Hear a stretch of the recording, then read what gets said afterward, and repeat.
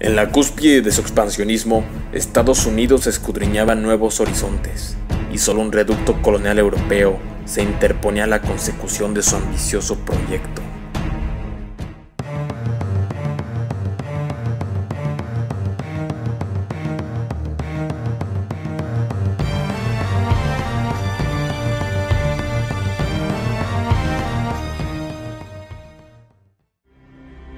Hacia la última década del siglo XIX, el imperio colonial español se afrontaba a un colapso ineludible. Con la inestabilidad política acumulada al interior del país tras la Tercera Guerra Carlista, además de la corrupción, bancarrota y descontento poblacional, el régimen de la Restauración borbónica se encontraba en una encrucijada que había impactado ya en la parca administración de sus territorios de ultramar. En este tenor, la endeble posición de España había dado pie a la reavivación de movimientos secesionistas en las tres esquinas de sus dominios, como la Primera Guerra del Rif en Marruecos, la Guerra de Independencia cubana y la Revolución filipina.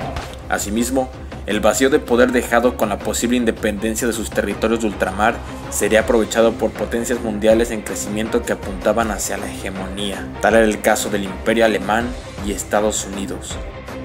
Para entonces, aunque severamente reducidas en territorio, las colonias españolas poseían un cuantioso valor estratégico y comercial. En el caso del Caribe, Cuba contaba con la producción de algodón como un aliciente económico, y Puerto Rico, además de ser un rico archipiélago, su privilegiada posición era considerada medular para el control de la región, mientras que en el Pacífico no hace falta mencionar que, dada su gran ubicación estratégica, las Filipinas, la isla de Guam, así como las Islas Carolinas, eran pretendidas por potencias como el Reino Unido, Francia, Japón, Alemania, Países Bajos y por supuesto Estados Unidos. En un contexto de competencia por el dominio colonial, en el que el reciente reparto de África celebrado en la Conferencia de Berlín había dejado fuera a Estados Unidos, teniendo en cuenta que las posiciones españolas en el Caribe desde hace ya varias décadas habían sido fijadas por la política exterior de este país como los próximos territorios a anexar, pero cuyas ofertas de compra habían sido todas rechazadas por España, Estados Unidos optó por apoyar a los movimientos independentistas como la mejor estrategia para hacerse de dichos territorios. Así, desde 1895, el suelo estadounidense fungió como la base del líder cubano de la Guerra de Independencia, José Martí. Y 2 años después, en 1897, cuando entonces ya dirigidos por Máximo Gómez, los nacionalistas cubanos contaban con mayores posibilidades de derrotar a la decadente España, el gobierno del presidente William McKinley reconoció oficialmente a su movimiento, y alentado por el subsecretario de Marina Theodore Roosevelt, evocó la doctrina Monroe para exigir a España ya fuese rendir sus dominios por $50 millones o bien la intervención estadounidense en la guerra por el lado de los cubanos. No obstante, ante el golpe contra su debilitada popularidad que significaría vender sus territorios, el régimen de la Restauración, encabezado por la reina María Cristina de Habsburgo, optó por la guerra, que si bien de antemano ya consideraban perdida, les permitiría permanecer como patriotas y así primero poder consolidar su poder en la península ibérica. Asimismo, mientras los cubanos se enfrentaban a los españoles, en el Pacífico, los independentistas filipinos del movimiento Katipunan, liderados por Emilio Aguinaldo, y que desde 1896 habían comenzado su revuelta, ahora ya con el apoyo económico estadounidense, avanzaban con firmeza hacia Manila. Así, ante la renuente actitud española, en noviembre de 1897 Estados Unidos ordenó a su flota naval en Hong Kong realizar maniobras en las inmediaciones de las Filipinas, aprestando a sus unidades para entrar en combate una vez que su gobierno generara la justificación para comenzar las hostilidades. Y más tarde, el 25 de enero de 1898, Estados Unidos envió al acorazado Maine a La Habana con el objetivo de disuadir a los españoles. En correspondencia, tratando de mostrar que no estaban intimidados, estos enviaron al buque Vizcaya al puerto de Nueva York. Sin embargo, después de una corta estadía, el 15 de febrero el acorazado Maine implotó de improviso,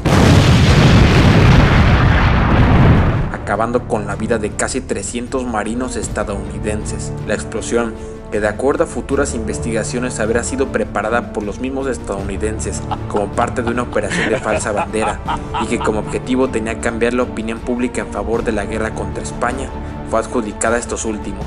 y gracias a la colaboración del emporio mediático amarillista de William Randolph Hearst, tildando a los europeos de asesinos, para marzo el Congreso de Estados Unidos respaldó con firmeza el inicio de la guerra, y a España se le dio un ultimátum de un mes para abandonar la isla. En respuesta, los hispanos respondieron que declararían la guerra a Estados Unidos en caso de la invasión de sus territorios.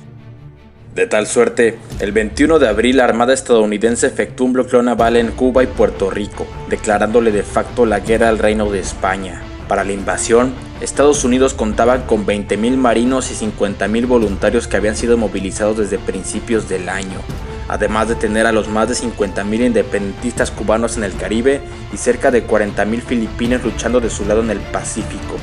Por su parte, las filas del Reino de España en Cuba y Puerto Rico superaban los 200.000 hombres, mientras que en las Filipinas y la isla de Guam contaban con una guarnición de más de 50.000 soldados. Sin embargo, a pesar de la superioridad numérica y el conocimiento de más de 300 años de dominio colonial, las fuerzas de la decadente España tenían un equipo militar rezagado y naves de guerra de mediados del siglo, algunas de las cuales incluso todavía hechas de madera. Y dado que a la naturaleza del conflicto armado, este se llevaría a cabo principalmente en el mar, sus navíos no serían rivales para los acorazados de primera clase estadounidenses, lo que marcaría el rumbo del enfrentamiento.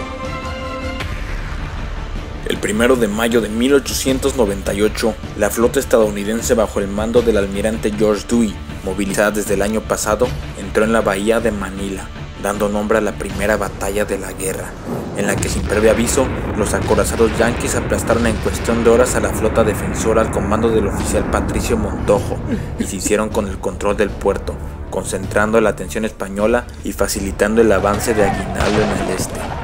Días después, el 12 de mayo, la flota estadounidense en el Caribe atacó el puerto de San Juan en Puerto Rico, pero fueron rechazados por los españoles.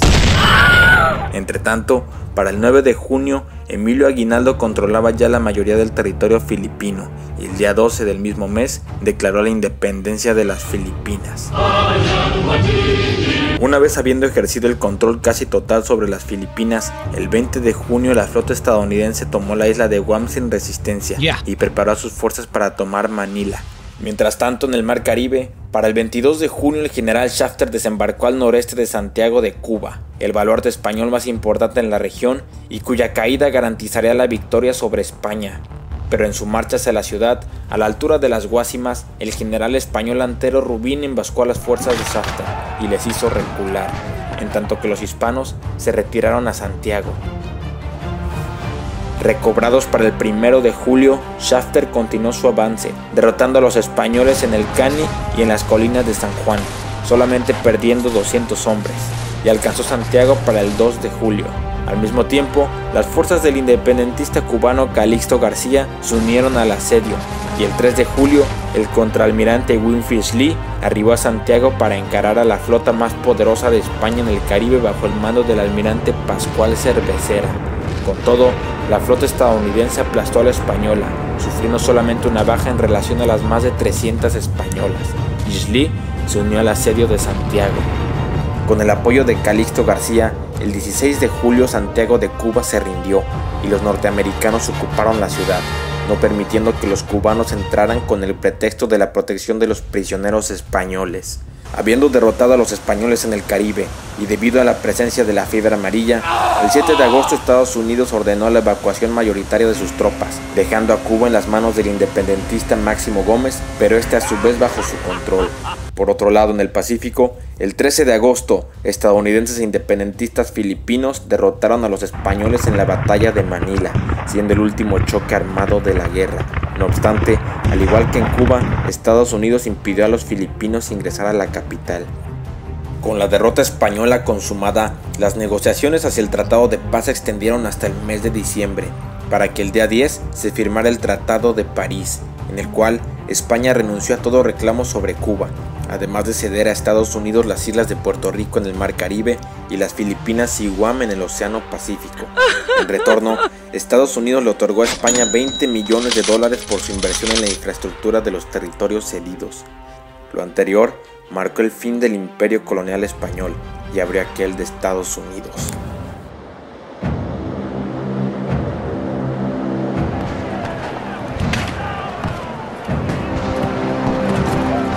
No te olvides de darle un buen like, suscribirte a mi canal y activar la campanita de notificaciones. Nos vemos en el próximo video.